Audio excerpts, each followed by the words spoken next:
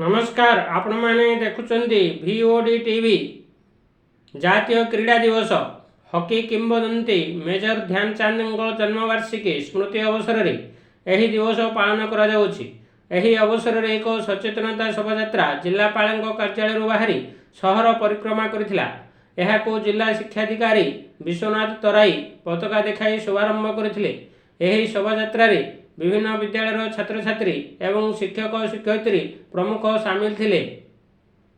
प्रारंभ में क्रीड़ा उपर एक सभा और आलोचना चक्र अनुष्ठित होता। क्रीड़ा हेउची जीवनर आवश्यकता। चित्त विनोदन सह सुस्थ रहिबा निमंते क्रीड़ा हेउची महौषधि। लक्ष्य हासिल हेउची क्रीडार मौलिकता एवं जहाको पाथेय करी जीवन में अनेक शिक्षणीय कथा अनुभव करा जाय पारे। अनेक भल छात्र पाठपढ़ा व्यतीत क्रीड़ा रे निजर कैरियर गठन करने को आग्रही हेबा अनेक उज्जवल उदाहरण रही। से भली क्रीड़ा क्षेत्र में उभय पुरुष और महिला समेत दिव्यांग मानी सामान सुजोग रही। पूर्वापेक्षा विभिन्न क्रीडार परिसर व्यापक होता दृष्टि पेशादार मानी सम्मान सह रोजगार देवार एक माध्यम पलटि।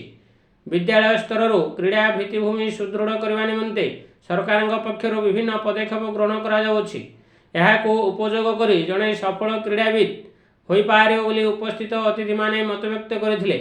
एही अवसर में अन्य मानक मध्य जिला क्रीड़ाधिकारी अजय कुमार बेहेरा, ब्लॉक शिक्षाधिकारी संध्याराणी राउत, जिला शारीरिक क्रीड़ा निरीक्षक पठाणी आग्रा सिंह, क्रीड़ा समीक्षक आशीष राय प्रमुख उपस्थित थे। कटकरू Sanjay Satapathy report VOD TV।